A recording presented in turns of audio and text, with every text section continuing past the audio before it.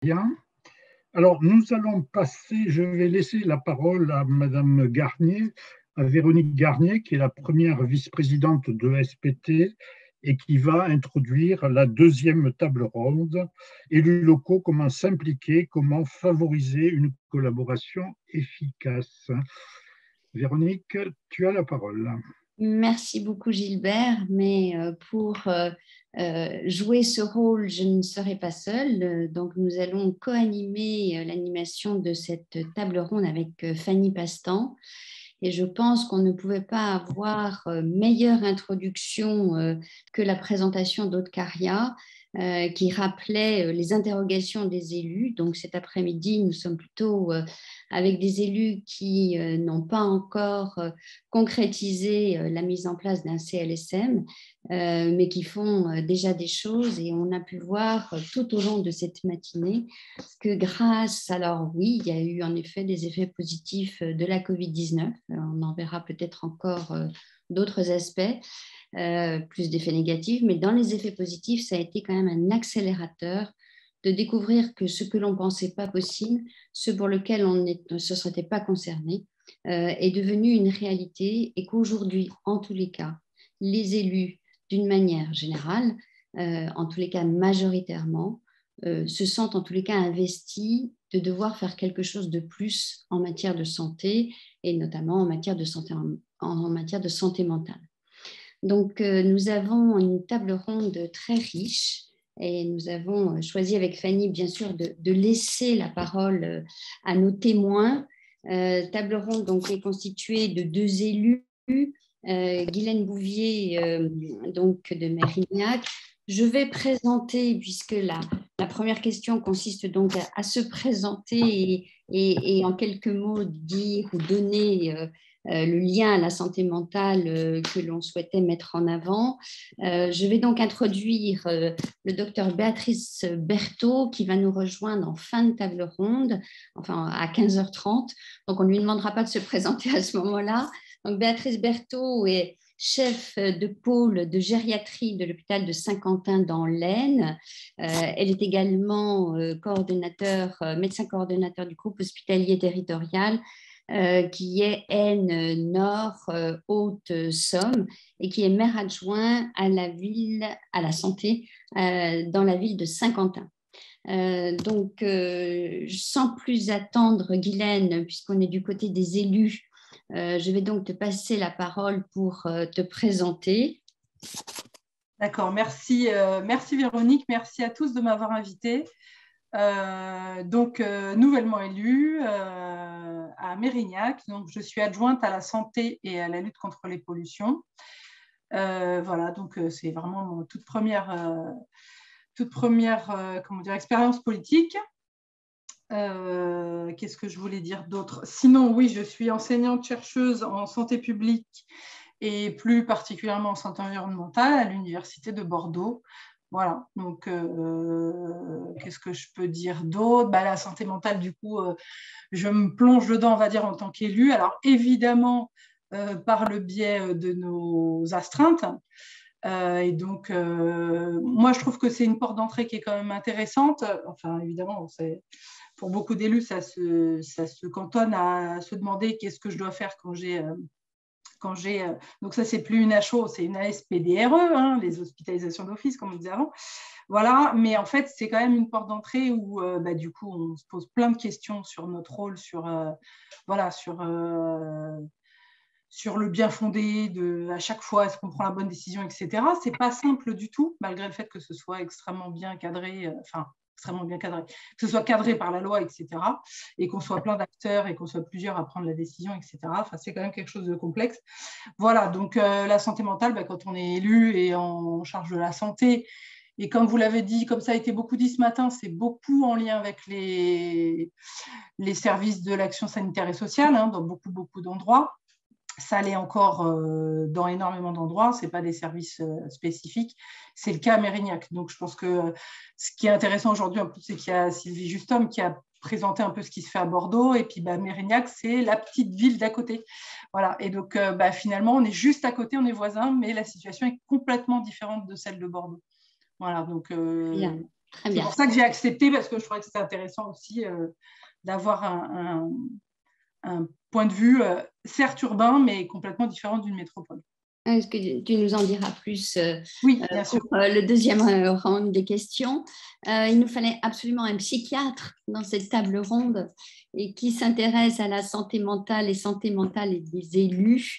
L'implication des élus, on ne pouvait pas passer à côté d'inviter Jean-Yves Giordana, à qui je laisse la parole pour se présenter rapidement.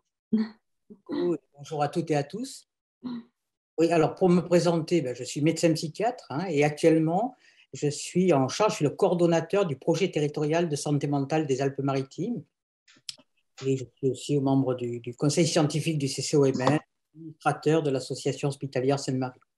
Alors, je reviens sur mon métier précédent, qui remonte il y a quelques mois, où j'étais chef de service, chef de pôle, président de CME au centre hospitalier Sainte-Marie, et où j'ai eu l'opportunité de piloter, de gouverner un pôle un peu particulier, puisque notre hôpital avait fait le choix de faire un pôle intra-hospitalier pour les malades en service libre, un pôle intra-hospitalier pour les malades en soins sans consentement.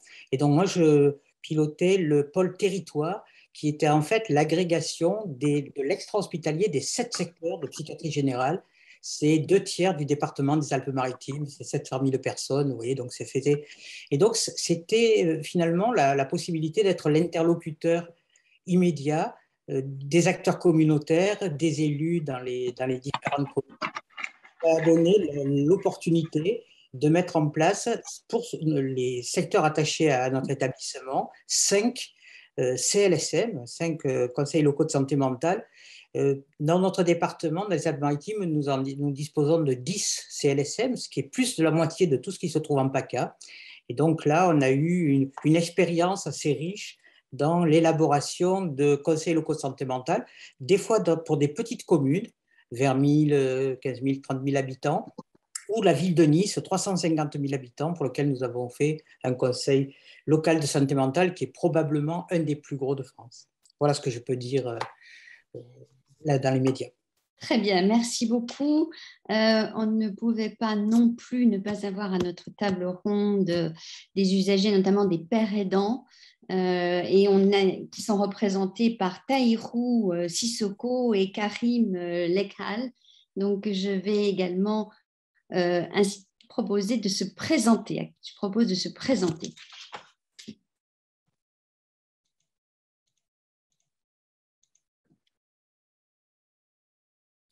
Votre micro est coupé, Karim et Tahirou.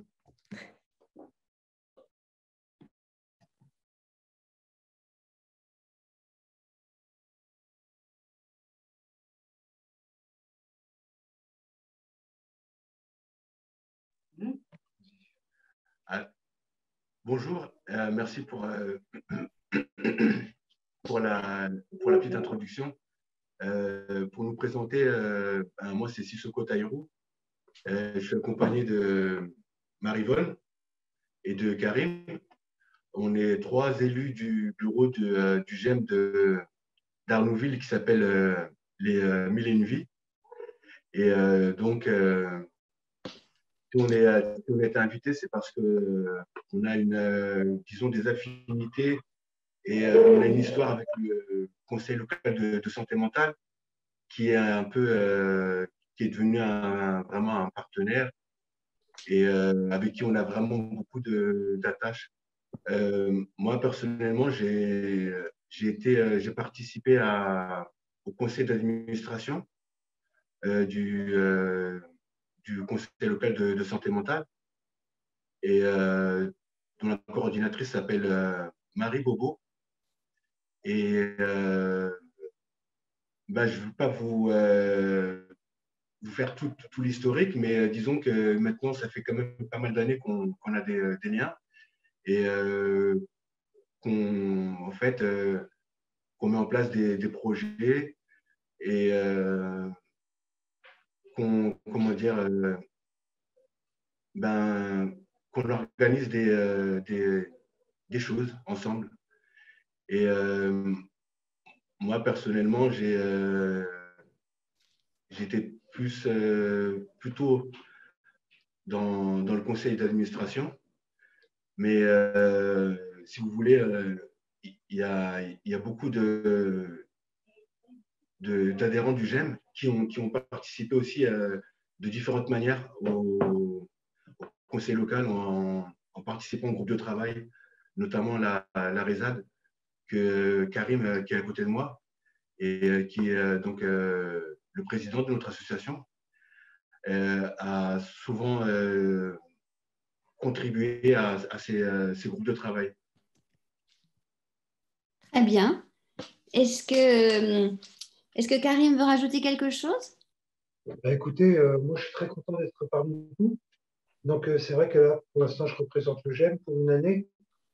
Et je suis tout à fait d'accord avec vous pour tout ce qui concerne l'intégration des malades handicapés, en plus maintenant à cause du Covid, au niveau de la ville. Donc on travaille avec la ville, donc le CLSM, le COPIL et la RESAD. Et ça fait du bien de savoir qu'il y a des gens autour de nous qui s'occupent de nous, en fait. Et je favorise ça et je pense que avec les relations qu'on a, on peut aboutir à quelque chose de grand. C'est vrai que la santé mentale, c'est méconnu, mais ça commence on va dire, on commence à comprendre comment fonctionnent à peu près les gens qui ont un handicap. Et je vous remercie encore une fois de nous avoir accueillis. Bien, merci Karim. Alors, notre invitée surprise, Marie-Vonne, est-ce que vous voulez ajouter quelque chose? Bonjour à vous tous. C'est toujours un plaisir de vous rencontrer les uns comme les autres en visio. Donc, quand on se voit en face, c'est bien aussi. Mais nous sommes… L'année prochaine. Comme on dit, Inch'Allah. Très bien, merci Marie-Vonne. On va terminer cette… avec les uns les autres. Et je suis aussi adjointe trésorière. Et Taïro et moi, on bouge beaucoup parce qu'on va aussi dans d'autres GEM.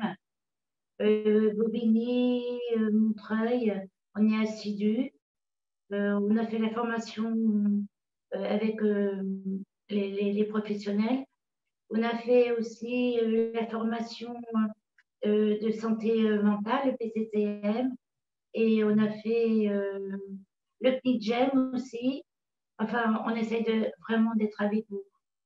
Voilà. Très bien. Merci beaucoup. Merci Marie-Vonne. On termine ce tour de table par l'introduction de Marie-Jeanne Richard. Enfin, tout le monde connaît. Quand on parle d'une femme, c'est forcément la présidente. On vous écoute, Madame Richard. Bonjour à tous déjà, et puis vraiment merci de m'avoir invitée. Donc c'est toujours un plaisir, même si c'est toujours au pied levé et qu'on se dit, oh là là, est-ce qu'on va arriver à tout faire? Alors moi, je suis effectivement la présidente de l'UNAFAM, donc comme beaucoup des adhérents, puisqu'on est une association de 15 000 adhérents, je ne suis pas arrivée par hasard. Hein.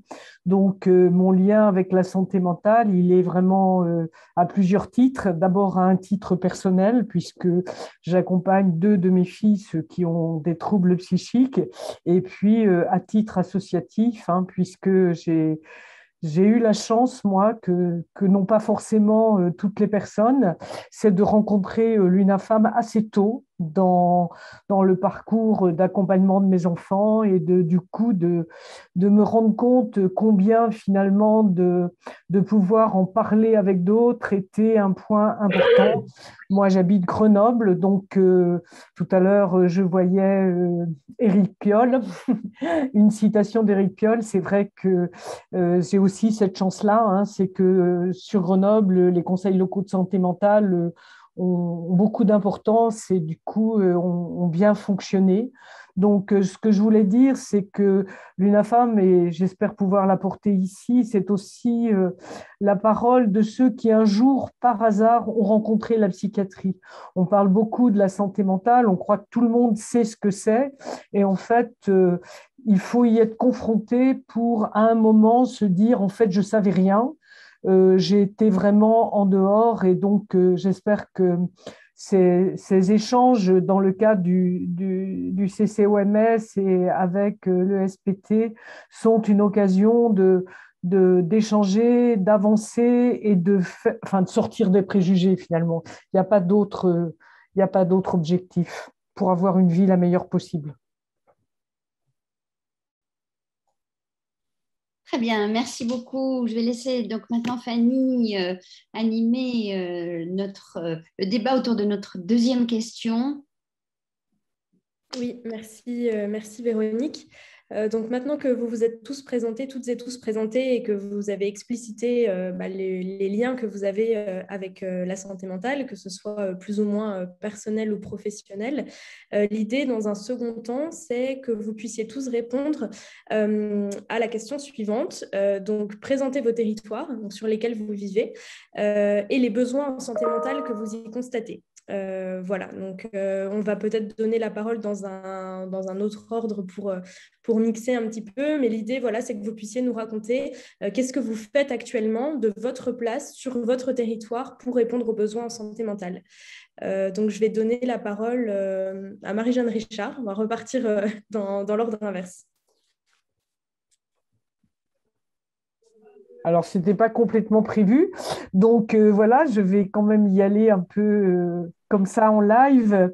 Bon, je crois que l'UNAFAM, ce qu'on essaie, c'est… Alors, du coup, bon, nous, on est une association nationale. Donc, effectivement, on porte à la fois un discours qui est national. Donc, ça, c'est avec notre baromètre, c'est avec nos plaidoyers en faveur de la santé mentale. C'est aussi notre implication dans la petite brochure qui a été… que vous a présenté Aude, c'est tout ce qui va finalement aussi du point de vue national booster tous les élus pour que la santé mentale soit une notion qui soit comprise. Bon, parce que ça, c'est quand même un grand point. Notre deuxième rôle, c'est tout le rôle que l'UNAFAM joue en local. Et c'est vrai que globalement, l'ensemble de nos adhérents sont présents dans les conseils locaux de santé mentale, de même qu'ils ont été présents dans les projets territoriaux de santé mentale. Et je crois qu'ils ont essayé de faire en sorte que tout ça fonctionne ensemble et pas avec des couches qui fonctionneraient en parallèle. Alors, c'est vrai que nous, qu'est-ce qu'on attend? Eh bien sûr, qu'il y ait une promotion de la santé mentale, ça c'est un point important. Et nous, ce qu'on essaie aussi de mettre en œuvre, c'est tout ce qui va être une promotion de l'aide aux aidants.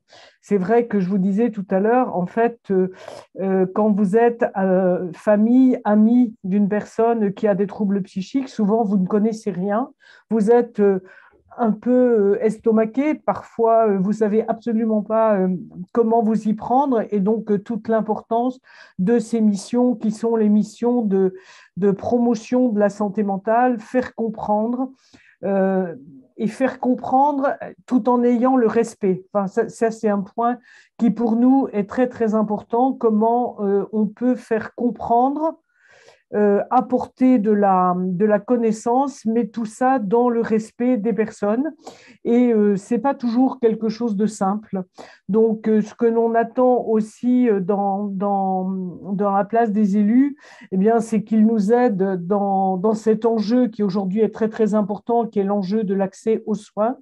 Le repérage, la prise en charge précoce, notre baromètre montre la difficulté qu'il y a à avancer dans ce domaine. Donc, c'est vraiment un point important.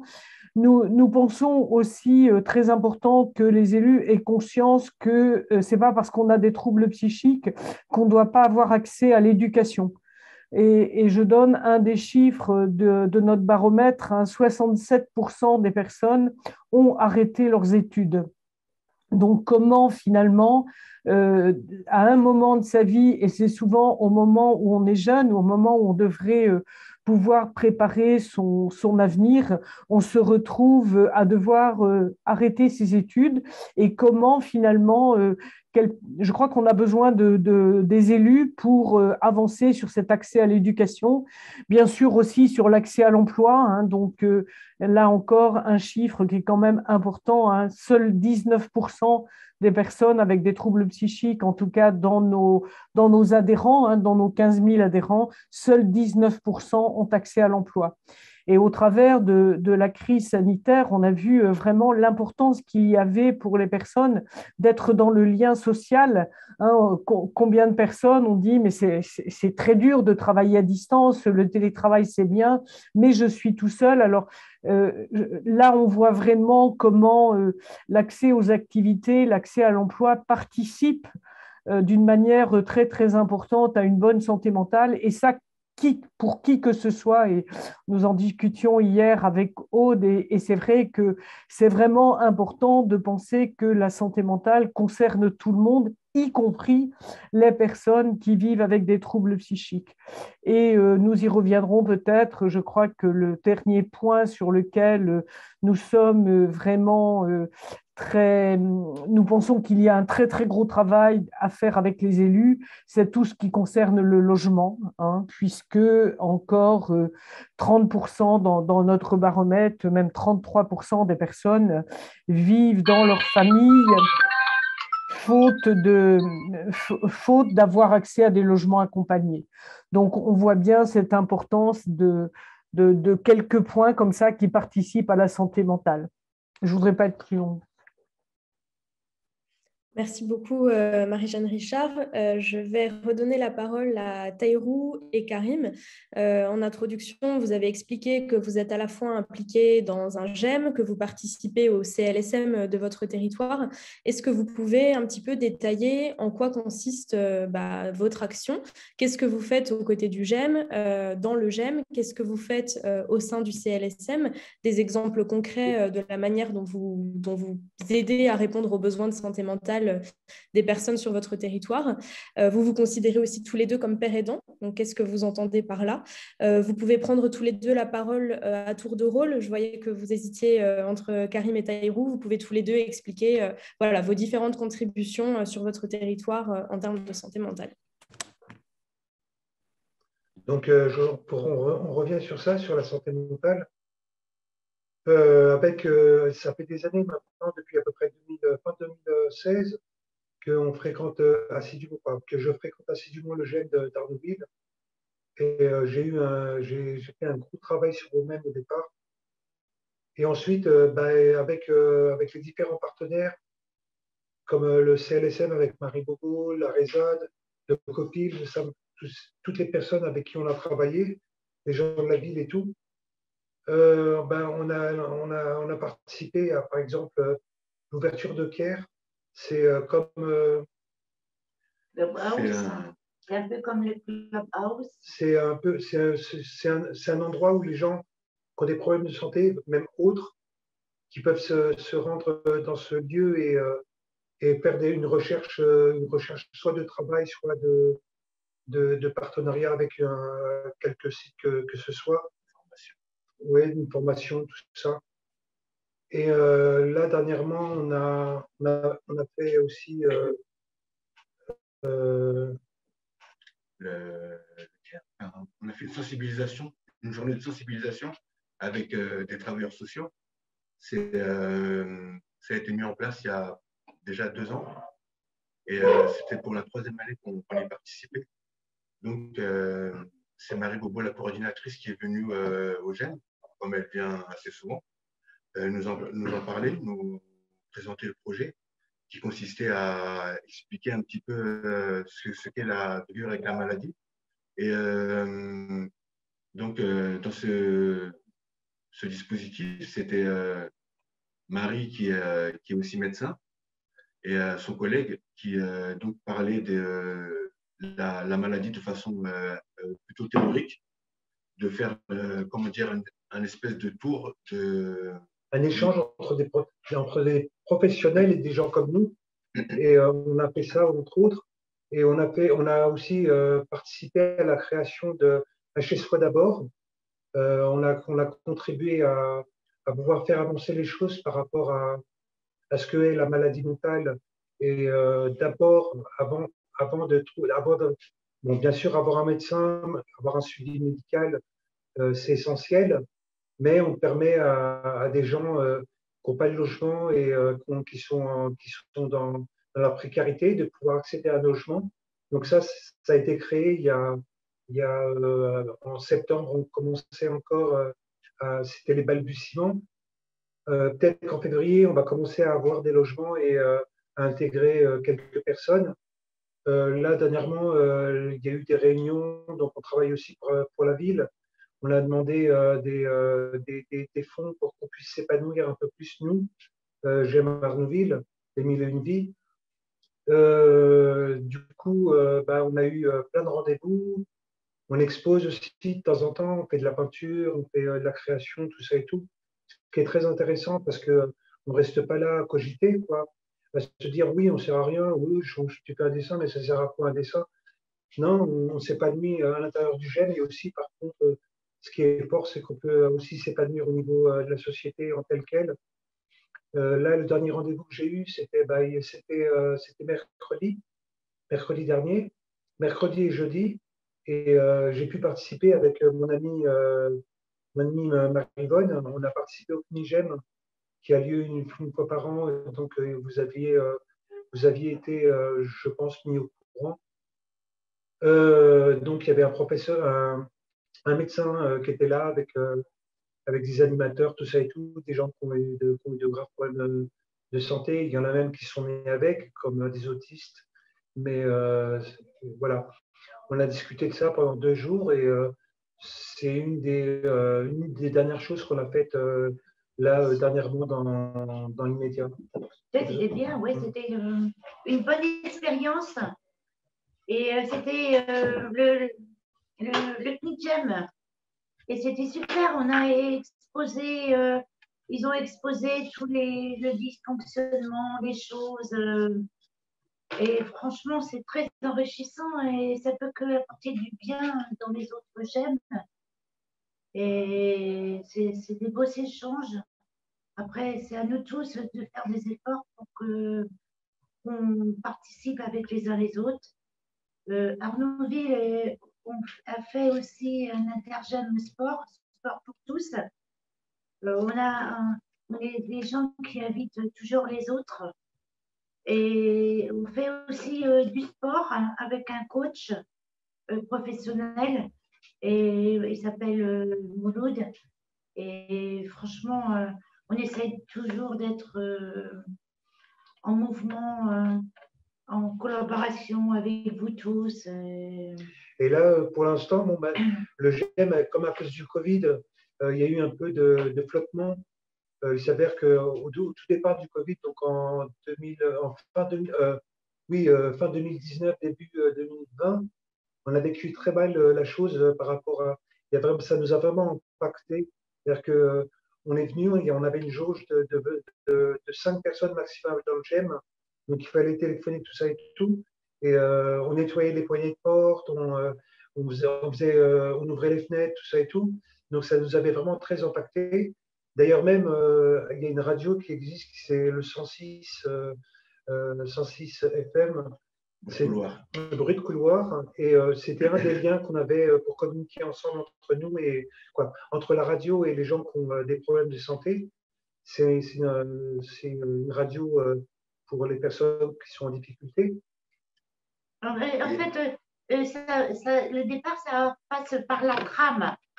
Et il y a plein de gens, des jeunes, qui se réunissent pour échanger. Et comme ça, on peut entendre à la radio, la radio sans nom. C'est par l'intermédiaire de la trame. Et la trame, c'est un peu comme Clubhouse ou bien le Caire. Et ça bouge beaucoup parce que ça touche aussi beaucoup de populations diverses. Et donc, si vous voulez, on est un GEM qui a pris un peu de maturité, on va dire, donc qui porte des projets qu'on a évoqués, l'intergem sportif, des projets de séjour, mais il y a aussi beaucoup de projets qui ont été faits comment dire, avec on a participé à des projets qui ont été, comment dire, un enseignement. proposé par le CLSM et donc pour qui en fait enfin notre place en tant qu'usager était vue comme était quelque chose d'important qu'il fallait valoriser et ça nous a permis de travailler dans des projets plus ou moins longs. On a parlé tout à l'heure, je ne sais pas si on vous a parlé du CARE, qui est un club de retour à l'emploi. Et en fait, on espérait, enfin, on attendait de nous qu'on apporte une expérience pour pouvoir bâtir un projet qui va permettre le retour à l'emploi, mais en même temps qui ressemble un petit peu à ce qui est mis en place dans les gènes. Et ça voulait dire donc pousser, peut-être pas pousser, je veux dire, mais disons que le but, c'était d'amener à participer à l'organisation. Et la paire et danse aussi, qui est au cœur. Et ça permettait donc d'avoir une activité, de s'investir personnellement et de travailler en équipe ensemble. Et ce qu'a apporté en fait le CLSM, c'est que par rapport au GEM, c'est que le GEM, c'est un lieu de vie, c'est un lieu où, bien sûr, on peut se rassembler, se rencontrer, mais on voulait que ce soit pas qu'un refuge. On a voulu que ce soit vraiment un endroit où on peut aussi sortir et s'ouvrir. Excusez-moi. Et en fait, ce que la maladie empêche, la maladie, c'est ce qui est problématique avec la maladie, avec les problèmes de santé mentale, c'est qu'on a du mal à exister individuellement en tant que personne. Et là, le GEM, le fait qu'on soit un groupe, ça nous donne beaucoup plus de force. Et bien sûr, quand on peut aussi être des acteurs de décisions qui sont prises, c'est très valorisant. Ça apporte beaucoup à l'équilibre. La force. On se soutient aussi beaucoup. Donc, je voulais rajouter aussi, là, dernièrement, j'étais en train de discuter avec un docteur et il me disait handicap. Et il me dit handicap, oui, d'accord, mais un handicap, c'est tout d'abord, c'est quelqu'un qui est fort et à laquelle on le charge parce que justement, il est fort, il est capable de pouvoir aller très loin. Et j'ai trouvé ça beau et j'ai dit oui, c'est vrai, avec une réflexion, je me suis aperçu que c'était fort possible, quoi. Donc c'est vrai que nous, on part avec un handicap et on aimerait, comme tout à chacun, aussi faire prévaloir un peu non seulement la connaissance, mais aussi le bien-être. C'est surtout ça qui nous importe, le bien-être et le savoir-vivre, tout ça. Et comme disait, il y a un monsieur tout à l'heure qui disait comme quoi, par rapport à la maladie, tout ça, qu'il y avait des maladies qui avaient du mal à être reconnues. Et ben nous, notre maladie, on l'assume pleinement et on pense que notre GEM, il peut non seulement quelque part donner des leçons, parce que c'est des leçons de vie qu'on a ici, mais aussi partir avec cet handicap et faire un chemin, même s'il est tortueux, faire le chemin, je pense que c'est fort possible que l'aboutissement de tout ça soit bénéfique à nous tous, quoi. Un très grand merci à tous les deux, tous les trois, même pour ce très beau témoignage. On voit que vous êtes extrêmement actifs sur votre territoire et ce qui est intéressant, c'est que vous participez à la fois à beaucoup de groupes de travail, de réunions pour faire progresser la manière dont la santé mentale est prise en charge et vue sur le territoire, notamment dans des domaines qui ont été soulevés par Marie-Jeanne Richard juste avant vous, l'éducation, l'accès au logement et l'accès à l'emploi en participant à des formations, des sensibilisations, en discutant avec les professionnels, avec les élus, mais aussi ce que vous avez beaucoup mis en avant dans votre dans votre témoignage, c'est que le fait de participer à toutes ces réunions, à tous ces groupes de travail, ces associations, en plus de faire progresser la cause pour tout le monde sur le territoire, ça vous permet d'aller mieux. Ça vous permet de vous sentir bien, ça vous permet d'être actif, d'être dans le mouvement, comme vous l'avez dit. Et on voit bien qu'il y a ce double avantage que non seulement vous apportez votre connaissance et votre expertise pour que les choses avancent pour tout le monde autour de vous, et c'est pour ça que vous vous considérez comme père aidant, comme vous me l'aviez expliqué, mais en plus, ça vous permet d'aller mieux. Donc, c'est tout bénef, on peut dire, pour tout le monde, de laisser une place importante aux usagers, comme c'est le cas sur votre territoire, et de mettre en place ce type d'action. Merci. Merci. Et on peut aussi remercier Marie. Et on remercie Marie qui est présente et qui nous a fait un petit coucou dans le chat tout à l'heure. Donc Marie qui est la coordonnatrice du CLSM. Il y a aussi une petite question pour vous que je vous transmets avant de redonner la parole à Véronique pour le reste de la table ronde. Est-ce que votre GEM est partie prenante au fonctionnement du CLSM ? Participez-vous aux instances du CLSM ? Donc, comme je comprends la question, c'est est-ce que vous participez aux instances, vous, en tant que Karim et Taïrou, ou est-ce que c'est en tant que représentant, président d'un GEM, que vous y participez ? Est-ce que c'est en votre nom ou au nom du GEM que vous participez au CLSM ? Je ne sais pas si c'est très clair. N'hésitez pas à me dire si ça ne l'est pas. C'est clair, c'est clair. Je pense qu'on est là dans les deux cas. On est là en tant que représentant du CLSM et on est là aussi en tant que représentant du GEM d'Arnouville et aussi en tant que personne en difficulté mentale. Mais j'ai voulu expliquer une fois avec Marie Bobo ce qui m'a été de tout ça et elle m'a compris. Mais pour moi, c'est pas assez clair de l'expliquer comme ça. Donc, il faut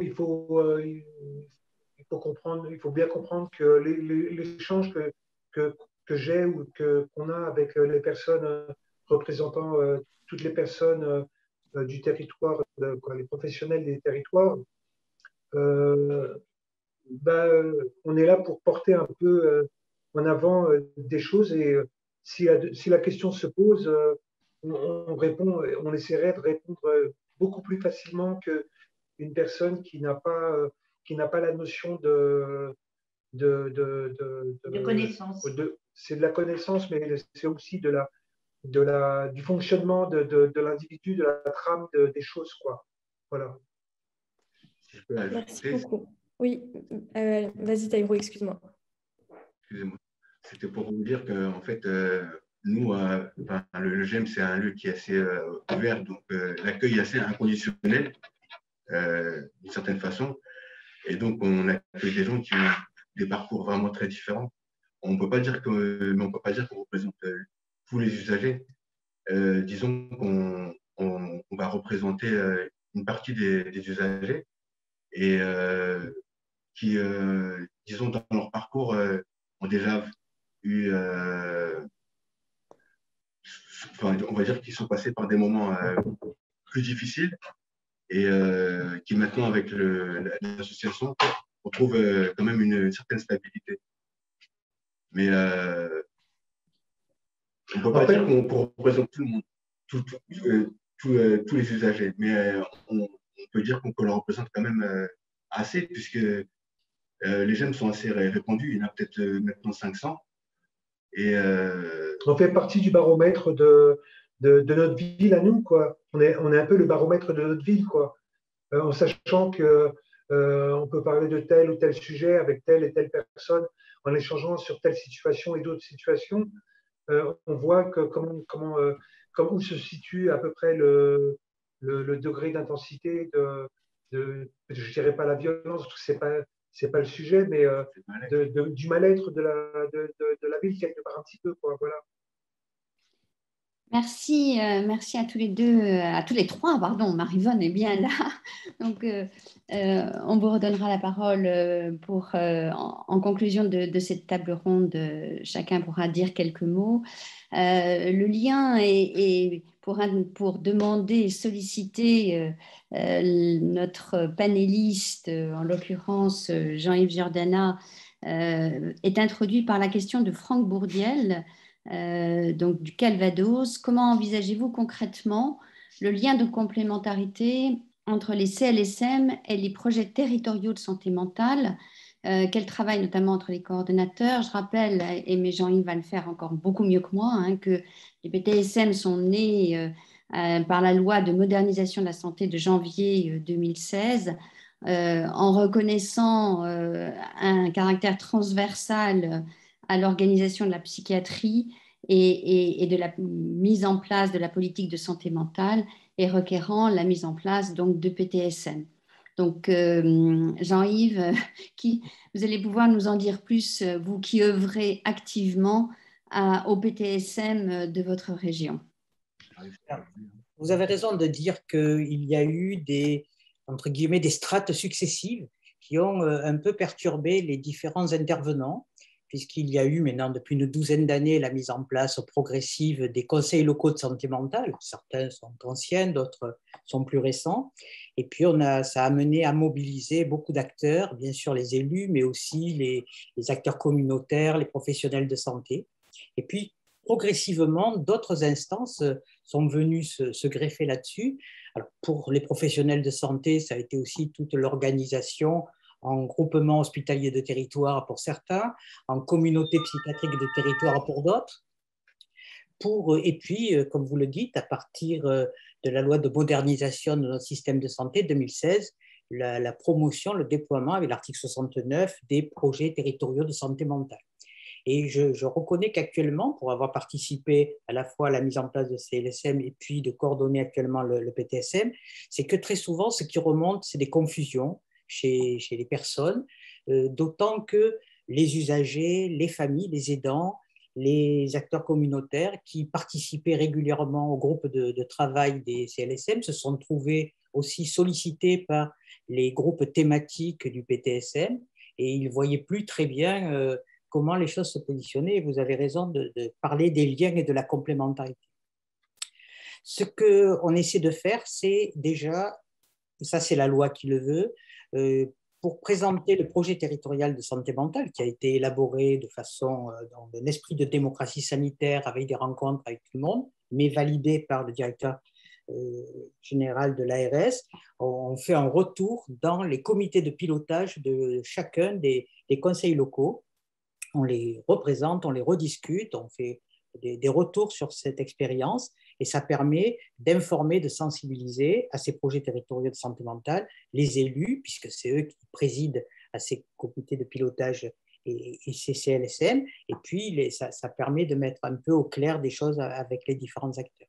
Alors pour que les choses soient un peu plus précises, c'est vrai qu'il y a des similitudes et puis des différences. Ce que vous avez soulevé, c'est déjà, on va dire quelques mots des différences parce qu'elles sont vraiment fondamentales.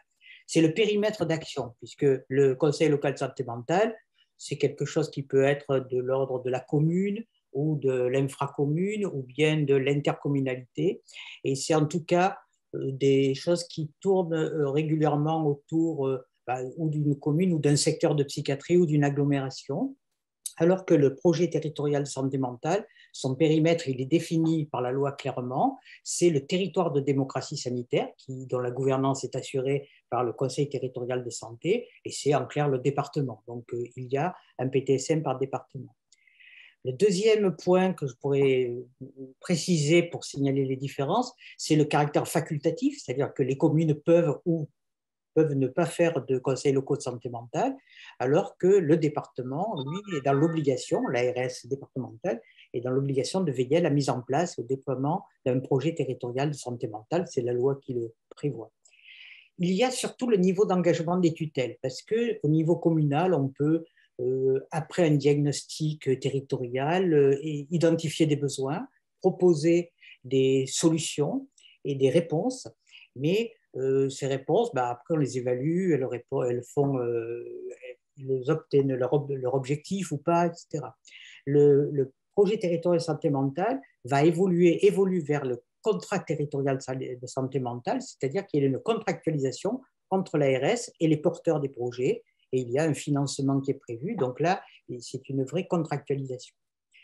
Les types d'actions aussi, c'est-à-dire que dans un conseil local de santé mentale, le diagnostic initial va souligner telle ou telle difficulté et on va envisager d'y répondre de telle ou telle façon. Alors que pour le projet territorial de santé mentale, on a des thématiques qui sont, alors ce n'est pas des recommandations formelles, mais c'est des thématiques réglementaires. Il y en a 6 et il faut absolument développer des actions qui répondent à ces thématiques. Et puis le dernier point, c'est le calendrier. C'est-à-dire que dans le Conseil local de santé mentale, eh bien, on réfléchit à des actions, on les met en place, on les modifie, alors que dans le projet territorial de santé mentale, il y a un échéancier, un calendrier qui est à la charge de l'Agence régionale de santé. Il fallait que tous les projets territoriaux de santé mentale de France soient rendus à la fin de l'année 2020, puisqu'il y avait eu un petit retard avec la Covid, et il a été validé, et maintenant les contrats doivent être signés dans les 6 mois qui suivent, et on voit qu'on a un certain nombre de points. Cependant, il y a quand même beaucoup de choses qui sont semblables, à savoir cette dimension de démocratie en santé, qui va amener les acteurs de terrain à échanger. On part d'un diagnostic initial et puis ensuite on réfléchit à des solutions. On est dans une réponse très singulière à un territoire particulier. Et puis, on va parler essentiellement de santé mentale. La volonté est la même, c'est de décloisonner, de permettre des échanges entre les différents acteurs de la santé mentale. Voilà. Donc les objectifs, c'est un peu les mêmes, c'est quand même, c'est favoriser la promotion de la santé, c'est décloisonner, c'est améliorer, agir sur les déterminants sociaux, environnementaux et territoriaux de la santé et réduire les inégalités sociales et territoriales. Voilà. Donc ça, c'est un petit peu pour rappeler qu'il y a une base commune, mais que les contraintes ne sont pas tout à fait les mêmes. Donc, on essaie de faire ça. Alors, dans la question, c'était qu'est-ce qu'on fait personnellement pour agir dans le cadre de la santé mentale. D'une part, il y a cette clarification qui nous a amené à aller parler de tout ça avec les différentes copies des CLSM. Dans le cadre du projet territorial de santé mentale, on a une fiche action qui a été validée par le directeur général de l'ARS et qui est un accompagnement, un soutien aux coordinatrices des 10 CLSM du département. Donc 5 sont rattachés au centre hospitalier Sainte-Marie, et surtout la possibilité de mobiliser les élus qui n'ont pas encore pris la décision de faire ces conseils locaux de santé mentale. Et donc là, on a tout en place une organisation où on travaille avec l'association des maires du département et on essaie de voir. Alors, ces maires du département font partie intégrante du comité de suivi du projet territorial de santé mentale. Et puis un tout dernier point, alors peut-être puisque la question qui était qu'est-ce qu'on fait personnellement pour mobiliser les personnes sur ces préoccupations de santé mentale, ces questions de santé mentale, on a mis en place avec la ville de Nice, à la demande du premier adjoint de la ville, une formation, une sensibilisation, on va dire, des agents d'accueil de la ville, puisqu'ils souhaitaient qu'il y ait une culture de santé mentale bienveillante pour ces agents. Donc, il y a à peu près 400 agents, on en a déjà fait plus de la moitié, donc c'est une demi-journée de sensibilisation sur les questions de santé mentale et un travail sur les préjugés. Et ce travail, qui va se poursuivre, puisqu'on fait pratiquement une réunion par mois avec les agents, a été suffisamment intéressante pour que le conseil départemental l'approuve. Et donc, on va commencer maintenant à former les agents du conseil départemental. Alors, c'est une autre histoire parce qu'ils sont 6 000 sur le département à travailler. Donc, vous voyez que c'est un certain nombre de demi-journées de sensibilisation et de mobilisation sur l'intérêt que représente la santé mentale en général et dans le département en particulier. Merci beaucoup, Jean-Yves. Juste une petite question complémentaire. Est-ce que dans la méthodologie, alors vous, c'est un peu particulier puisque vous avez été à l'origine de plusieurs CLSM, mais est-ce que dans l'approche et la méthodologie des PTSM, est-ce qu'on commence déjà à regarder ce qui a été mis en place, le diagnostic des différents CLSM du département? Oui. Alors, si vous voulez, la méthodologie du CLSM et du PTSM est très semblable. C'est-à-dire qu'on est parti par un diagnostic initial, une évaluation. Alors, si vous voulez, ces diagnostics ont été assez disparates dans leur méthodologie. La ville de Nice, par exemple, a fait appel à des géographes de la santé qui ont fait une évaluation, une cartographie de l'offre de soins, etc. La ville de Cagnes-sur-Mer, par exemple, s'est plutôt appuyée sur l'enquête santé mentale en population générale, et Images et réalités, qui donnait un peu le sentiment, les représentations de la population et puis les données épidémiologiques de cette population. Donc, chaque CLSM a fait son propre diagnostic avec des outils différents et des fois des points de vue différents, mais le projet territorial de santé mentale a fait son diagnostic. C'est le service de santé publique du centre hospitalier universitaire qui s'est chargé de ça, avec les caractéristiques du territoire.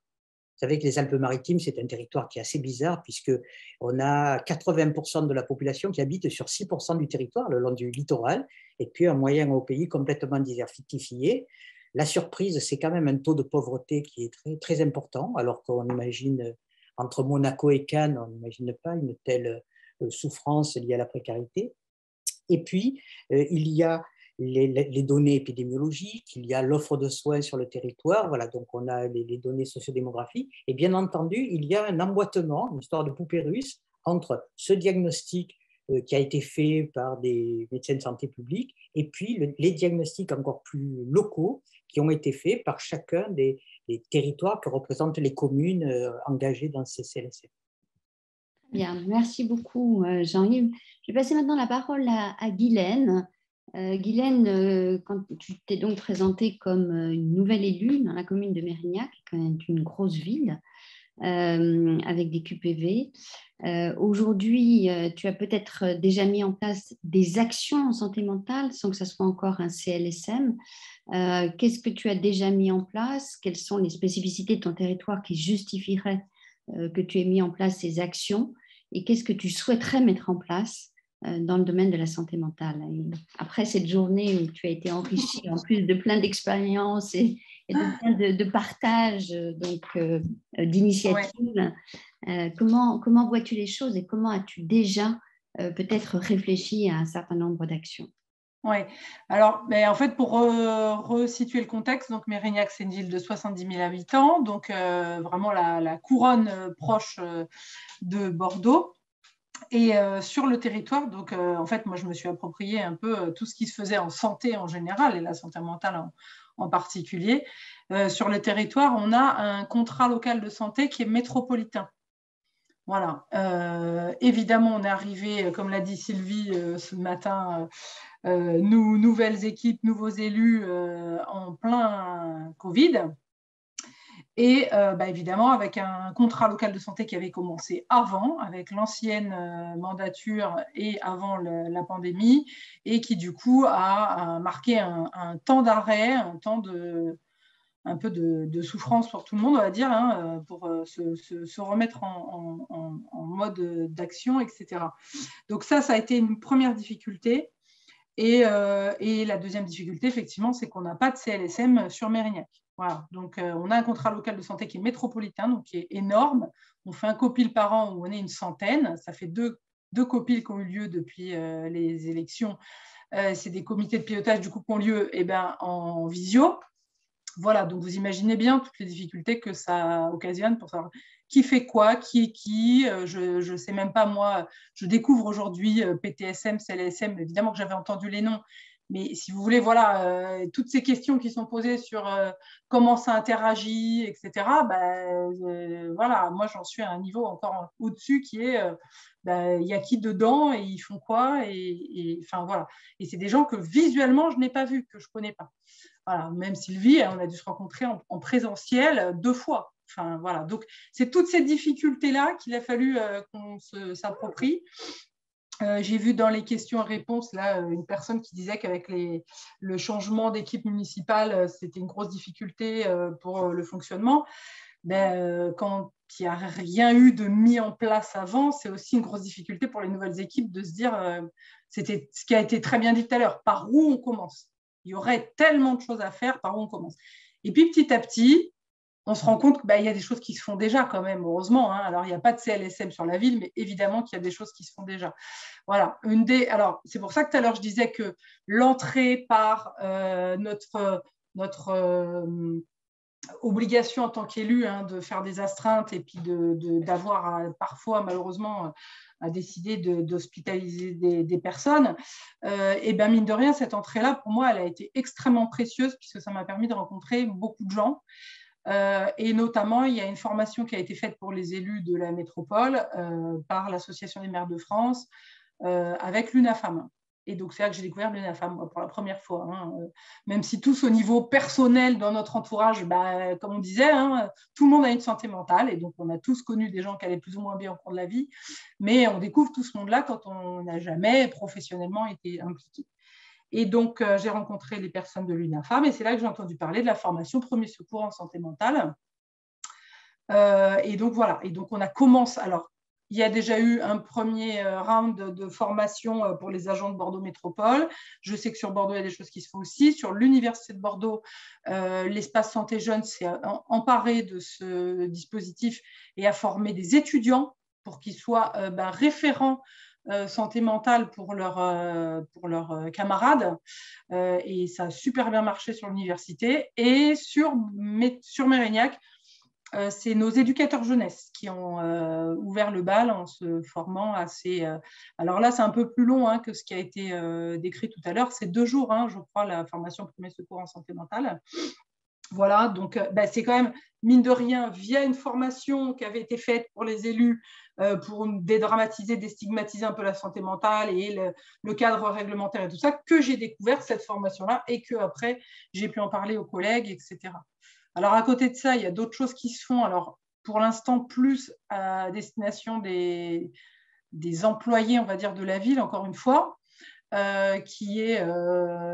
y a des psychologues qui interviennent pour faire des groupes de parole. Et donc, on a notamment ça dans notre service d'aide à domicile.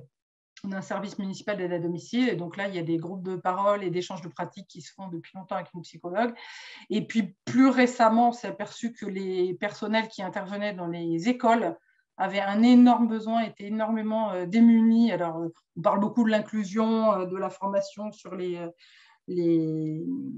handicap, etc., mais pas que. Et il y a des situations, ils sont confrontés en fait à des situations de souffrance et de difficultés psychiques, etc., et sur lesquelles ils ont besoin d'aide aussi. Et donc là aussi, il y a des groupes de parole avec des psychologues et d'échanges de pratiques et en même temps de leur donner un peu des outils qui commencent à se mettre en place. Voilà. Alors, une des difficultés que j'ai aussi, c'est qu'on l'a dit, ça concerne tout le monde, ça concerne tous les services. C'est des choses qui n'ont pas forcément été impulsées par... j'allais dire mon service, j'ai une personne qui travaille sur la santé à Mérignac pour une ville de 70 000 habitants. Donc, elle est très, très impliquée sur tout ce qui est quartier politique de la ville, puisqu'on en a 2 quartiers politiques de la ville.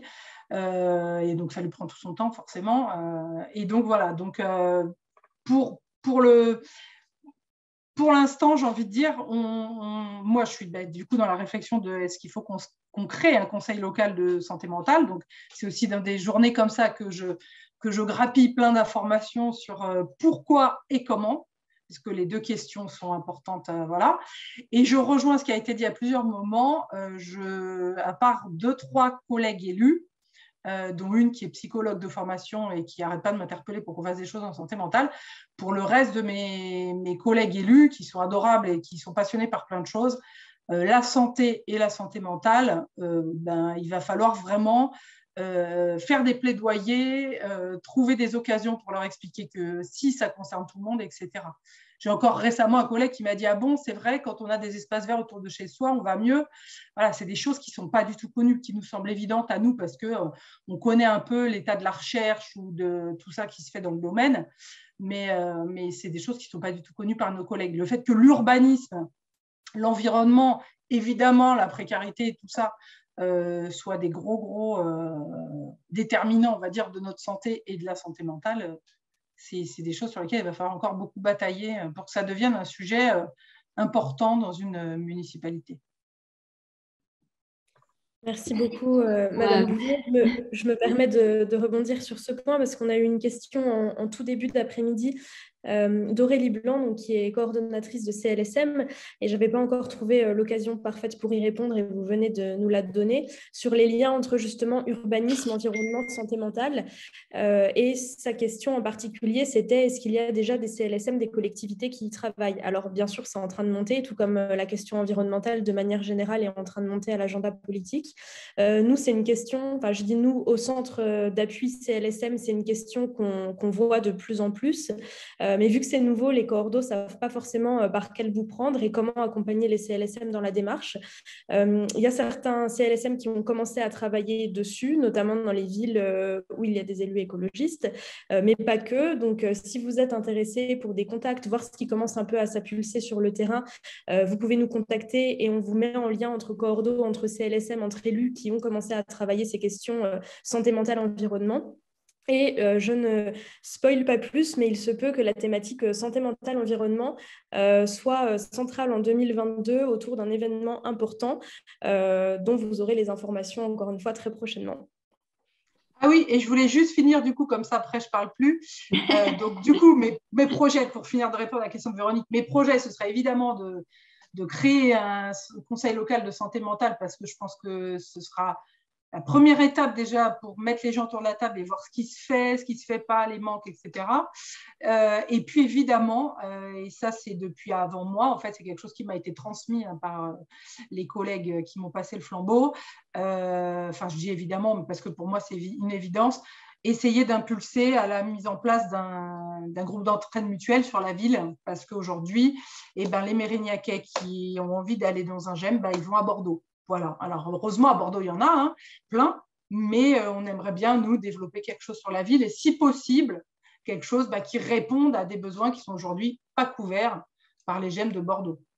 Ou alors trop loin, enfin voilà. C'est tout, j'arrête. Oui, c'est une très bonne remarque. En plus de jouer la complémentarité sur des territoires proches, ça a beaucoup de sens. Et puis, avec le témoignage de Karim, Tahirou et Marie-Vonne, mais c'est un GEM qui a de l'expérience et qui a pu montrer toutes les actions, en tous les cas qu'ils avaient pu mener et qu'ils vont continuer à mener. On vient d'accueillir Béatrice Berthaud, qu'on remercie parce qu'elle a un peu tordu son agenda pour nous rejoindre. Béatrice, je vous ai déjà introduite sans que vous soyez là, donc on peut d'emblée vous poser cette question sur votre lien à la santé mentale, les spécificités de votre territoire. Si vous avez, avant d'arriver à un conseil local de santé mentale, si vous avez déjà mis en place des actions, si vous souhaitez mettre en place des actions, si vous souhaitez mettre en place un CLSM, voilà, c'est sur toutes ces interrogations que l'on souhaitait également vous faire témoigner.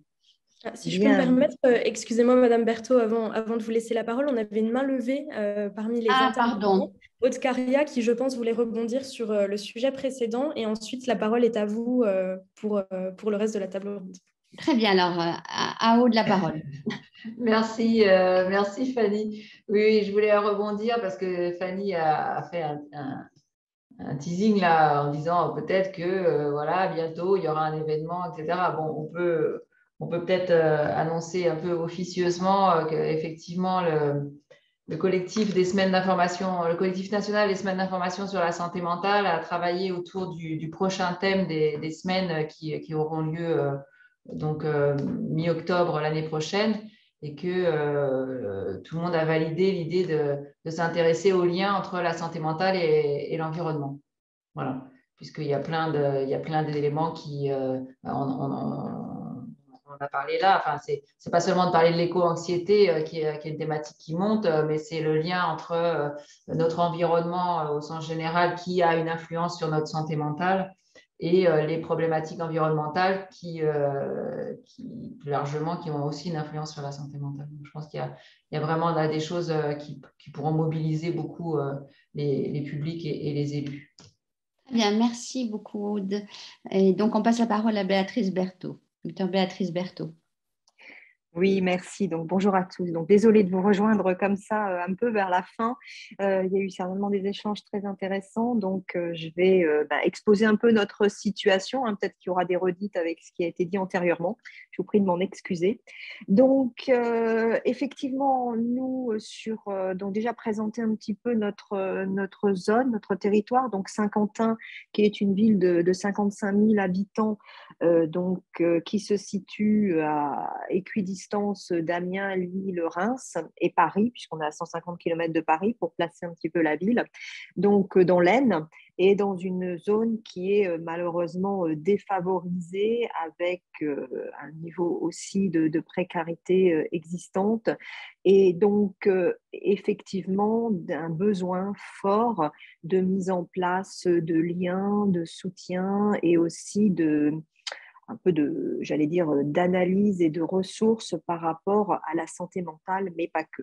Donc moi, en tant que maire élu adjoint à la santé, et donc aussi médecin gériatre de formation, il est évident que la problématique de la prévention, du parcours et de la santé mentale est quelque chose de prégnant et d'important. Alors, sur la ville de Saint-Quentin, sous la dynamique de notre maire, donc Frédéric Macaret, qui a souhaité mettre en valeur à la fois, donc déjà depuis pas mal d'années, cette délégation santé, mais nous avons aussi une délégation handicap, une délégation environnement, et l'idée de la transversalité fait partie de notre travail au quotidien, puisque on a un pôle santé-handicap où on travaille déjà de surcroît ensemble avec ma collègue élue Sandrine Didier, spécifique pour le handicap, et nous avons aussi un lien étroit avec le sport, avec la jeunesse et aussi avec l'environnement, puisqu'il y a des délégations spécifiques. Donc, lors de la mise en place du mandat, nous avions eu déjà comme premier objectif de mettre en place notre contrat local de santé, ce qui est chose faite puisque nous l'avons signé le 1er juillet avec des axes forts qui sont ciblés autour de la santé des jeunes et de l'accès aux soins. Donc, vous voyez que dans toutes ces dimensions, de toute façon, la santé mentale fait partie des différents axes. Le deuxième axe étant tout ce qui était prévention des maladies cardiovasculaires, neurologiques et le diabète. Un axe sur la cancérologie et un axe privilégié sur l'attractivité et tout ce qui peut être mis en place sur la problématique de la démographie médicale. Et nous avons deux actions spécifiques qui ont été validées au sein de ce CLS, qui est la santé mentale et la santé environnementale. Donc, ça fait deux thématiques sur lesquelles nous allons travailler de surcroît. Et donc, nous avons voulu embrayer très rapidement sur la mise en place de ce conseil local de santé mentale. Donc là, actuellement, nous en sommes à la phase, donc le diagnostic a été fait en lien avec donc un cabinet qui nous a refait un diagnostic sur notre territoire par rapport à la santé mentale. Nous avons envoyé des questionnaires aux différents j'allais dire, personnes ressources au sein du territoire par rapport à ce conseil local de santé mentale, et nous allons faire un copil j'allais dire, de pré-rédaction de ce conseil local début janvier, où nous aurons une délibération donc en conseil municipal pour une mise en place courant janvier 2022. Donc, c'est vraiment quelque chose qui est pour nous important. Alors, dans le terme du diagnostic, nous avons effectivement, pour l'instant, attiré l'attention sur plusieurs problématiques. La première étant le risque suicidaire, qui fait partie d'une attention particulière avec des actions qui étaient déjà mises en place dans des programmes spécifiques, mais qui, à mon sens, doivent être plus coordonnés. Et le rôle de la ville dans tout ça, c'est vraiment un rôle de coordination des différents partenaires ressources. Donc, tout ce qui a trait effectivement au risque suicidaire est important. Tout ce qui a trait aux addictions, et ça, on le retrouve aussi en lien avec le CLS, et donc on a une attention particulière par rapport aux jeunes et par rapport à notre population. Et aussi toute une action sur, alors là, c'est un domaine aussi qui me concerne médicalement, tout ce qui a trait à la psychogériatrie, aux difficultés voilà, de prise en charge des populations âgées, démentes, mais pas que. Et l'idée aussi de mettre en place des formations de sensibilisation à la fois au niveau des commerçants, au niveau des fonctionnaires, au niveau de la police aussi, pour avoir un comportement et savoir un petit peu comment s'adapter à la prise en charge sur le terrain de ces populations, qui permet des fois d'éviter, de désamorcer des situations de crise, puisqu'on sait très bien que le comportement est important aussi face à ces personnes et comment les prendre en charge. Donc, voilà un petit peu où on en est. Hein. Nous, on le construit. Donc, on a aussi un regard sur tout ce qui est trauma crânien, puisqu'on a un GEM trauma crânien, on a et cérébro-lésé, et donc toute une attention particulière par rapport à cette population. Et beaucoup d'acteurs qui ont signé présent, que ce soit des associations, bien sûr l'UNAFAM, mais différents types d'associations, que ce soit des professionnels de santé, que ce soit au niveau des collègues, au niveau des mairies, tout ça. Donc, une bonne participation. Et donc, on est en train de construire. On a notre coordonnateur. Et donc, on est en train de finaliser la mise en place de ce conseil local de santé mentale. Voilà très brièvement, je ne sais pas si j'ai répondu à vos demandes, une présentation. Oui, tout à fait. Quelles ont été les plus grosses difficultés auxquelles vous avez été confrontés? Alors, par rapport à quoi? La mise en place? À la mise en place, oui. Bah, écoutez, si je vais être un petit peu peut-être en dehors, mais je n'ai pas trop de difficultés. Les difficultés en tout cas, sur notre territoire, on ne rencontre pas trop de difficultés parce qu'il y a une demande importante. Il y avait déjà depuis longtemps des gens qui se tournent vers nous par rapport à ce type de prise en charge. Alors, on a besoin de coordonner les différents secteurs aussi de psychiatrie, parce que voilà, ça en fait partie aussi. Et nous, on a des fois des sectorisations qui font que voilà, on met tous les acteurs autour de la table. Mais jusqu'alors, on a un engouement et on n'a pas trop de difficultés par rapport aux bonnes volontés, en tout cas.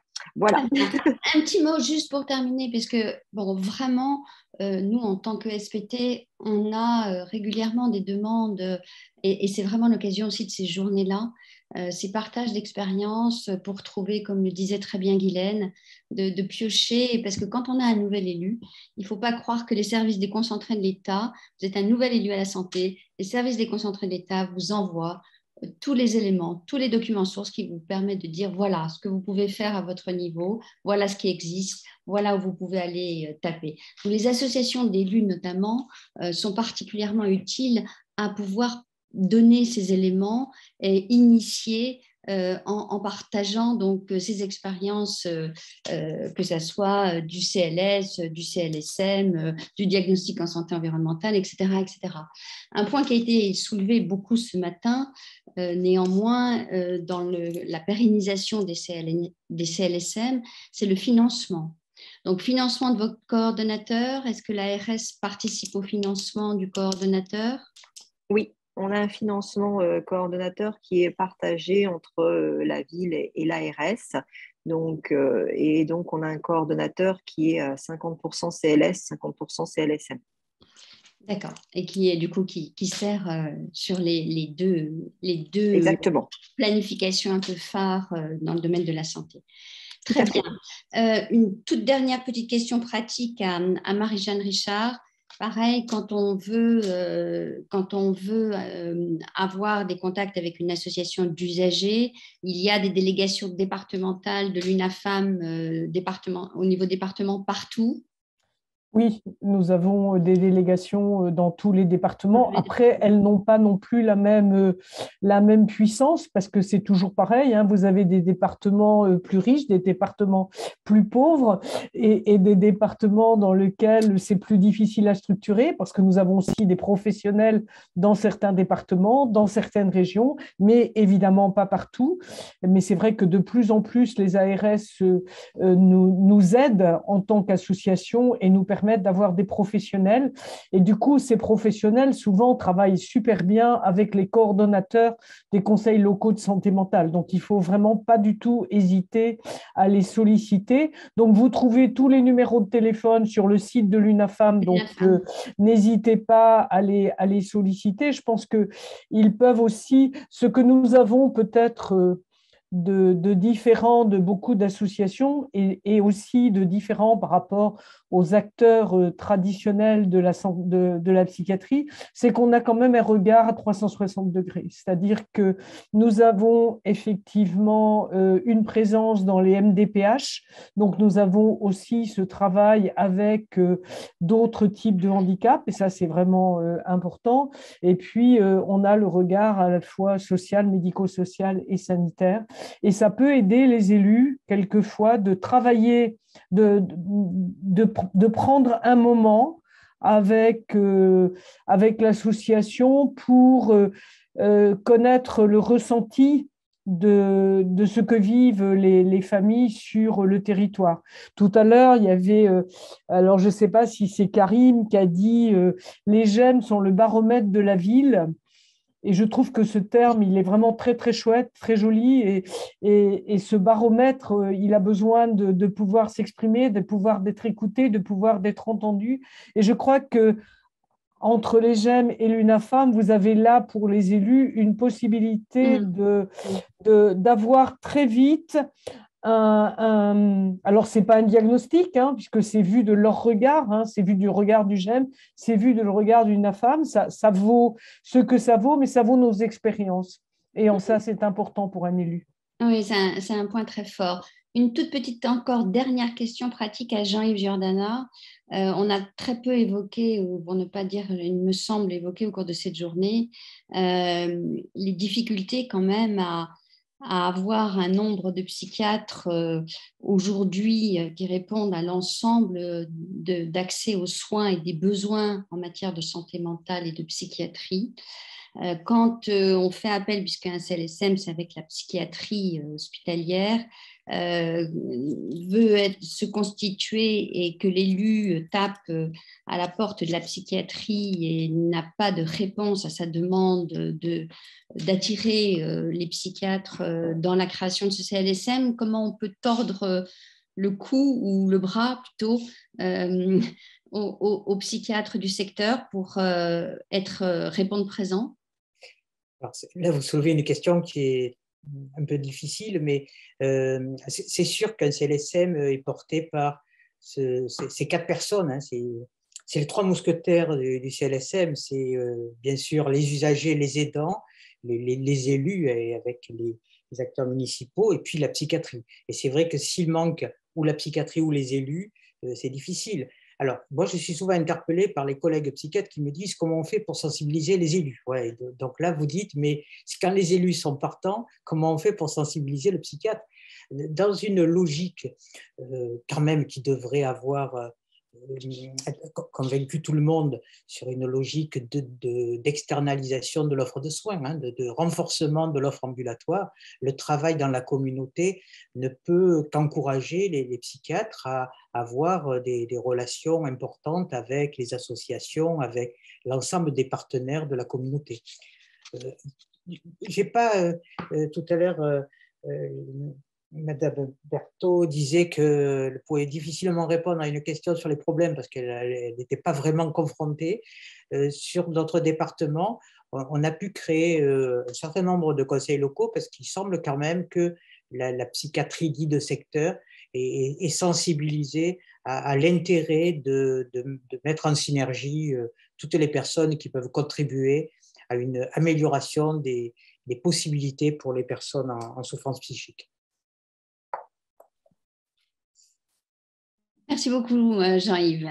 Fanny, notre dernière partie, là, ça va être un marathon des points les plus saillants de réponse à notre dernière question. Voilà, comme on avait prévu de conclure vers 16 h, on va essayer de mettre en avant le plus important, comme a dit Véronique. Depuis ce matin, on essaye de mettre en avant à quel point le rôle des collectivités et de tous les acteurs qui les composent, personnes concernées, usagers, aidants, psychiatrie, élus locaux, sont essentiels. On a vu beaucoup d'exemples, notamment sur des territoires là où ça marche, où ça fonctionne bien, et des pistes pour que ce soit le cas. L'idée de cette dernière question, c'est qu'est-ce qu'on fait pour que ça fonctionne encore mieux? De quoi auriez-vous besoin en tant qu'élu, en tant que psychiatre, en tant que personne concernée pour que ça fonctionne encore mieux? Quelles sont les pistes pour la suite? Voilà.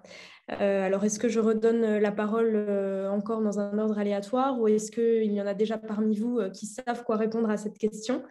Si ce n'est pas le cas, j'interrogerai. Taïrou et Karim, peut-être, comme ça fait un petit moment qu'on ne vous a pas entendu, de quoi vous auriez besoin, vous, pour faire encore davantage? Bon, vous faites déjà beaucoup, mais si vous vouliez faire plus, voilà, est-ce que ce serait la manière dont vous travaillez avec vos partenaires? Est-ce que ce serait des moyens? Est-ce que, voilà, quelles sont vos recommandations? J'ai essayé de répondre à ça, mais c'est assez compliqué. En ce qui me concerne, parce que j'ai quand même pas parlé pour toutes les personnes qui sont là avec moi, j'aime. Mais il y a des moments où, là, j'ai été élu président pour une année, pour cette année qui arrive. Donc, j'ai beaucoup de responsabilités. C'est pas que je travaillais pas avant, mais j'ai dû me coller au protocole pour participer au maximum d'activités. Donc, il y a beaucoup de rendez-vous à laquelle je suis invité. Et ça me fait plaisir. Ça veut dire que ça me réconforte. Je me dis, il y a des gens qui pensent à nous. Après, au niveau de la maladie, bon, bah, écoutez, nous, on a besoin, c'est malheureux de dire ça, mais on a besoin de se reposer beaucoup plus que la plupart des gens, on va dire, vite fait, normaux. Mais le fait de se reposer, c'est pas non plus le fait d'être malade, quoi. Après, être malade, ça veut dire quoi, tout ça et tout. Mais oui, le fait d'avoir des visioconférences, parce que depuis fin 2019, il y a des conférences à tout va, donc les politiques m'ont suggéré que ce serait mieux pour éviter les cas contacts et tout le bazar. Là, on est en 2021, se reposer, oui, bon, bah, il y a les fêtes. Et du coup, j'entends parler de maladies, j'entends parler de la 5e vague, du 3e rappel, tout ça et tout. C'est le ressenti du moment, et le ressenti du moment en ce moment n'est pas très bon. Et qu'est-ce qu'il faut faire en fait pour je veux dire, apporter un soin à cette vie qu'on a, à cette vie qu'on a en ce moment. Et je ne vois pas le soin à part les gestes barrières, la protection et les vaccins. Donc voilà, c'est tout ce que j'ai à dire sur ce que je vis en ce moment et ce que j'essaye de faire comprendre à mes amis et à vous d'ailleurs aussi. Voilà. Merci Karim. Est-ce que Taïrou, tu veux ajouter quelque chose avant que je rebondisse sur ce qui vient d'être dit? Pardon. Si je peux ajouter, je vais essayer d'ajouter quelque chose. J'ai l'impression qu'il y a des choses qui se font, enfin, on tient peut-être un peu plus compte on tient peut-être plus compte de notre parole en tant qu'usager.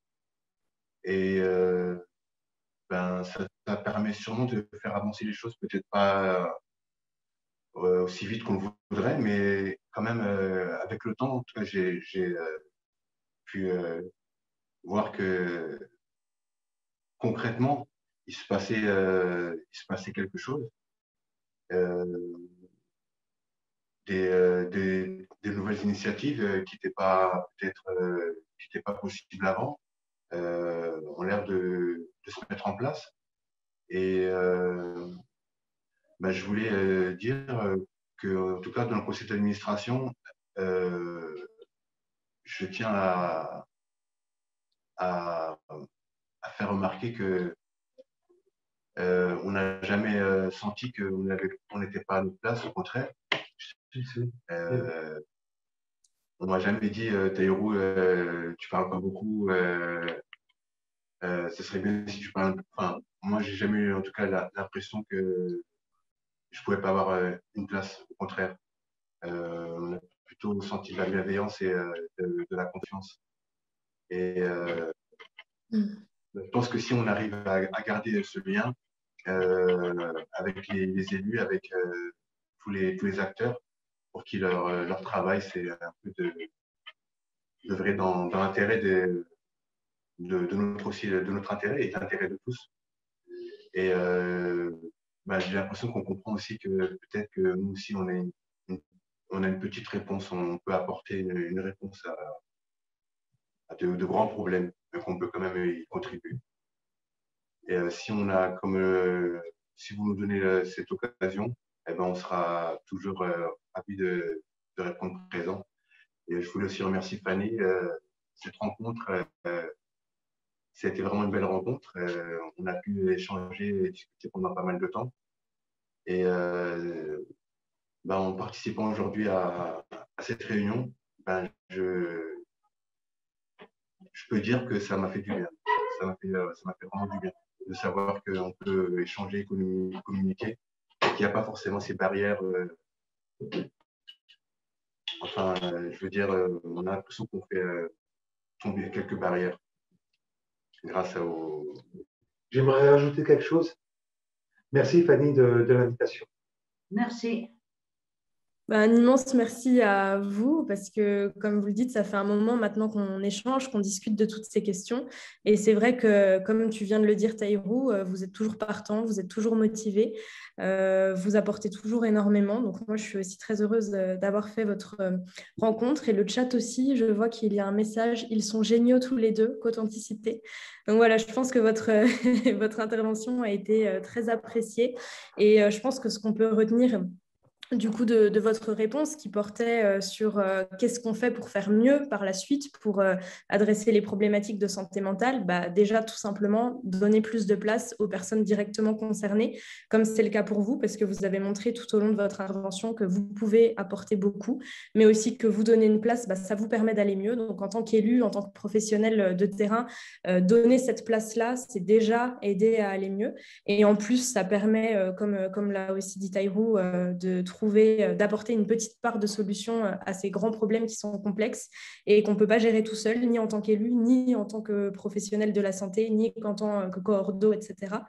Donc, un très, très grand merci à tous les deux, Taïrou, Karim, et vous aussi, Maryvonne, pour avoir été présente.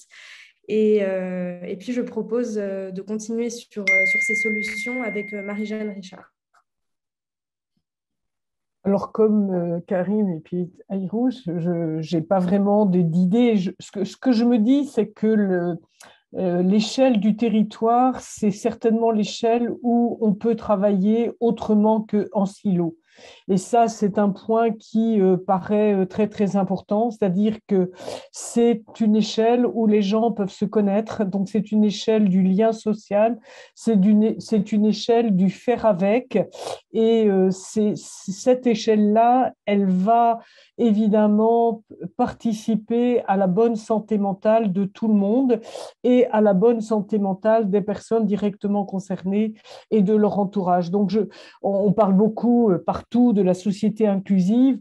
Cette société inclusive, elle n'a pas de sens en tant que telle. Elle se construit et elle ne peut se construire que dans une échelle qui est une échelle humaine. Et à ce titre-là, je pense que les conseils locaux de santé mentale sont le lieu de cette construction de cette échelle humaine qui permet de l'interaction entre les personnes.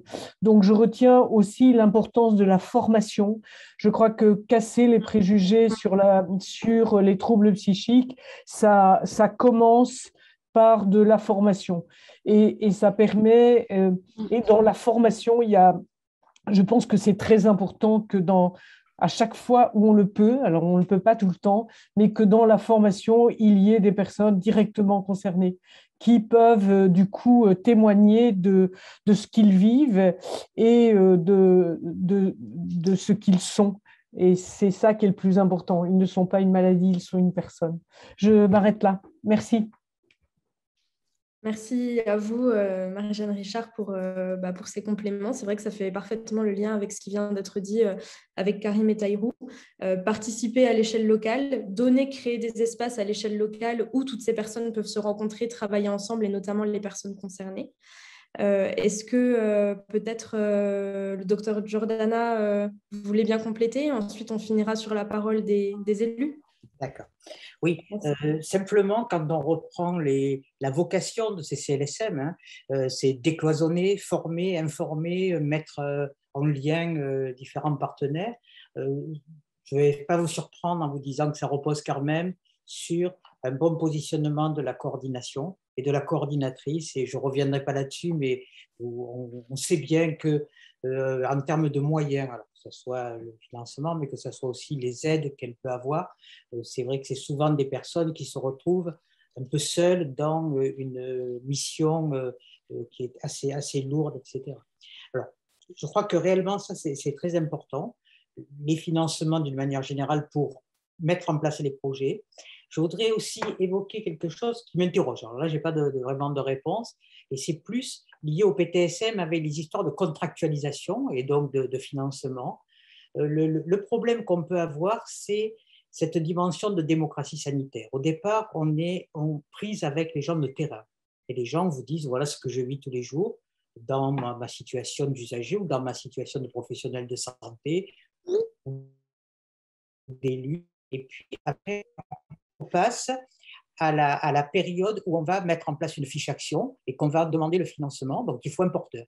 Et on s'aperçoit que les gens de terrain ne sont pas toujours en situation d'être des décideurs et de pouvoir concrétiser. Et donc, on a un gap entre le foisonnement d'idées du terrain et puis les institutions qui peuvent dire, voilà, je prends le risque de porter ce projet et de demander le financement à l'ARS.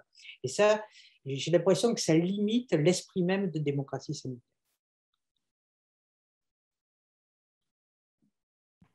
Merci beaucoup. C'est vrai que c'est une question qui est centrale, le lien entre le local et puis comment on fait remonter tout ça, comment on donne les moyens au local de réaliser, de concrétiser tout ce qui se met en place, tout ce qui est évoqué en termes d'action, d'idées, de besoins.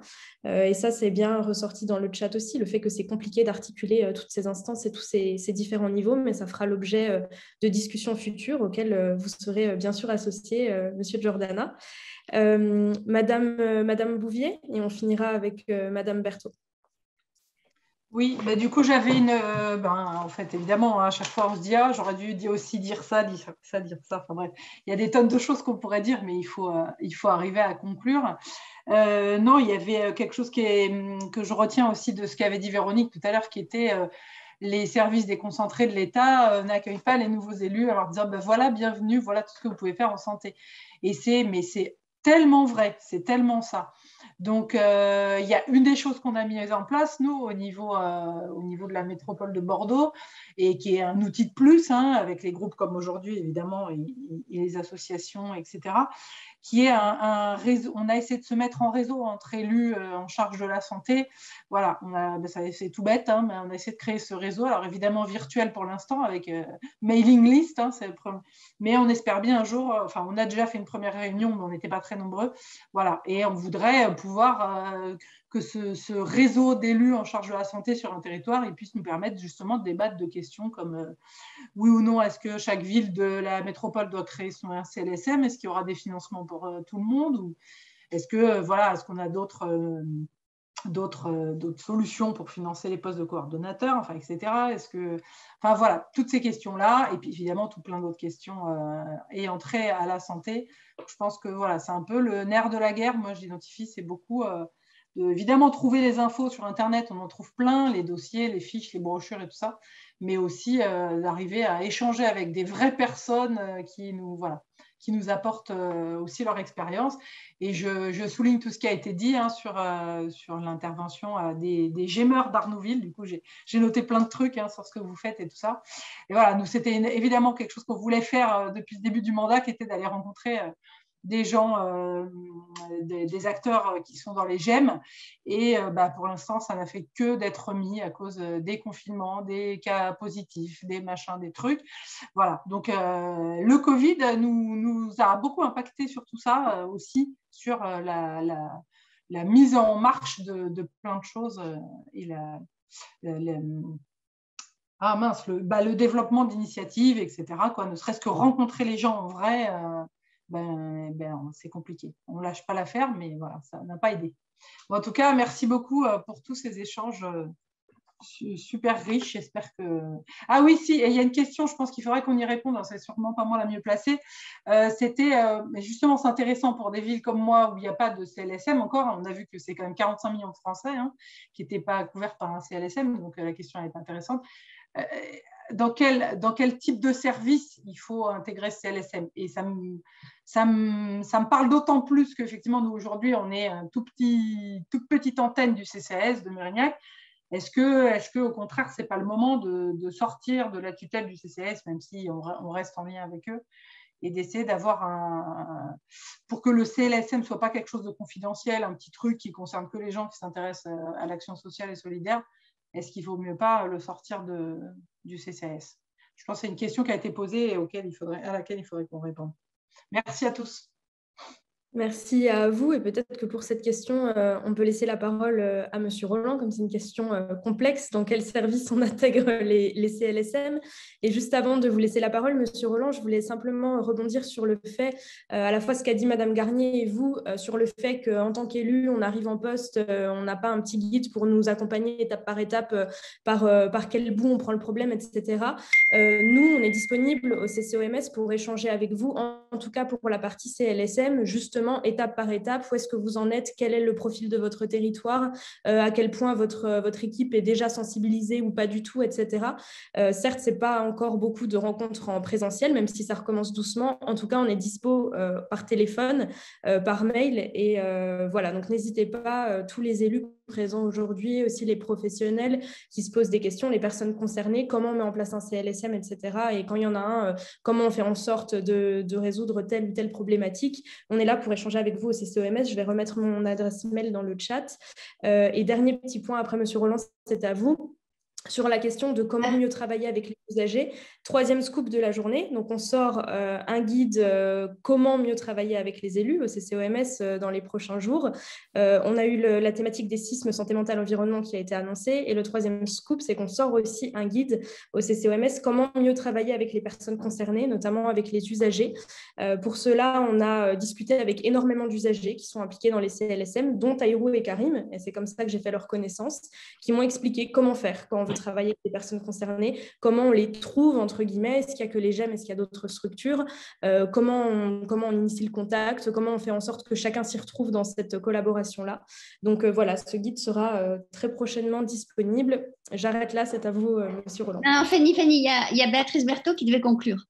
Ah oui, pardon, M. Roland, c'était pour répondre à la question de Mme Bouvier. Donc, voilà, en sachant qu'il faut être inférieur à 7 minutes de retard pour avoir un meilleur respect du temps que l'équipe du matin.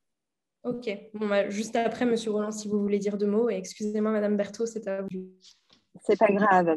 Non, écoutez, moi, je vais pas être longue, hein. Je pense que beaucoup de choses ont été dites et je pense que vous avez échangé énormément depuis ce matin. Moi, je voulais insister peut-être sur deux points, qui est vraiment du bon sens et du pragmatique. C'est vraiment le terrain. Ça a été redit, le territoire et le fait qu'on intervienne vraiment avec une connaissance de notre territoire fait qu'on met ensemble les élus, les acteurs et c'est dans cet esprit que l'on peut, à mon sens, avancer. Et le deuxième point, c'était la formation.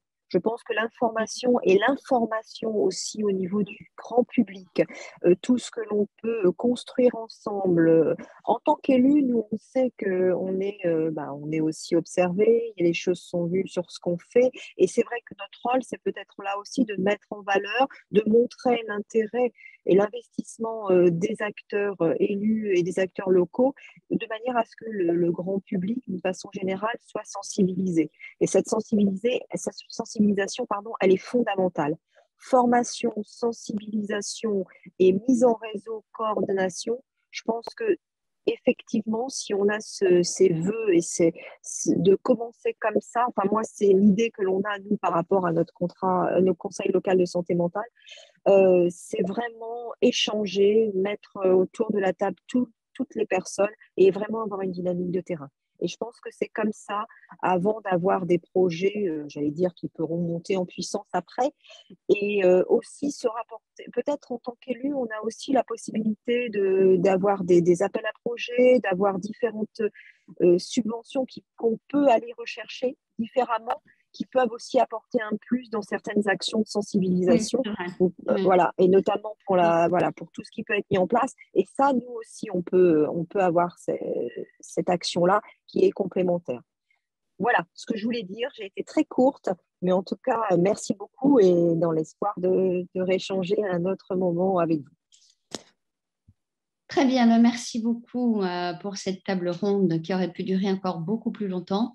Donc, Gilbert, je crois qu'on laisse la parole 1 minute à Jean-Luc Roland avant de passer la parole à Rachel Boucher.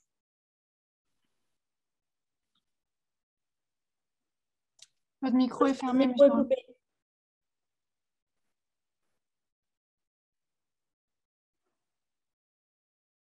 Votre micro est toujours coupé, Monsieur Roland. Oui, bonjour. Je n'avais pas prévu de prendre la parole maintenant, mais la journée d'aujourd'hui, elle montre à l'évidence l'importance des 4 acteurs principaux et de tous les autres, parce que finalement, les CSM concernent tous les citoyens d'une ville. Je pense que les bonnes décisions, c'est celles que vous prendrez ensemble. C'est-à-dire que très clairement, si vous pensez que c'est au CCAS que ça doit être, bah c'est au CCAS. Si vous pensez que c'est au CMP, c'est au CMP. Si vous pensez que c'est au GEM, c'est au GEM. Où on met le CLSM, ce n'est pas une structure, je n'arrête pas de le dire, c'est une quantité de gens qui essaient de travailler ensemble avec quelqu'un qui essaie de coordonner. Voilà, c'est ni plus ni moins que ça. Donc, c'est toutes vos capacités et possibilités locales qui sont en œuvre. Donc, vous choisissez. Et ça, c'est vraiment l'intérêt, c'est qu'on est dans une démarche participative. Vous choisissez qu'est-ce qui est le mieux pour vous. Et la deuxième chose, contrairement au PTSM et au contrat, le CLSM, c'est une structure qui intervient directement, comme l'a dit Marie-Jeanne Richard, à une dimension humaine de gens qui se connaissent dans une circonférence qui est celle des mairies. Et là, c'est-à-dire que les CLSM ont une action immédiate. Quand il y a un problème, ben, les gens se réunissent et trouvent des solutions pour les gens qui connaissent. C'est des actions immédiates. Contrairement à la mise en place de contrats, de plans, qui concernent effectivement tout le monde, qui ont un intérêt évident pour dire il manque des structures ou des moyens à tel endroit, mais qui ne résoudront pas toute l'importance de l'informel, toute l'importance de ce qui joue entre les gens, toute l'importance de ce qui fait la santé mentale et la prévention dans la communauté. Donc on est tout de même sur 2 choses complètement différentes. Et je rappelle enfin que les CLSM doivent donner un avis sur le PTSM et pas le contraire. C'est-à-dire que le CLSM doit dire non, il n'est pas adapté à notre territoire ou il est adapté à notre territoire. Et le CLSM, ce n'est pas les coordonnatrices, hein, c'est tous les acteurs, et y compris bien sûr les coordonnatrices, mais c'est tous les acteurs qui doivent dire ce que vous avez écrit pour l'ARS, c'est bien, ça nous correspond ou ça ne nous correspond pas. Et ça, c'est la vraie démocratie sanitaire. Voilà, j'arrête là, je pense que j'ai déjà dit trop.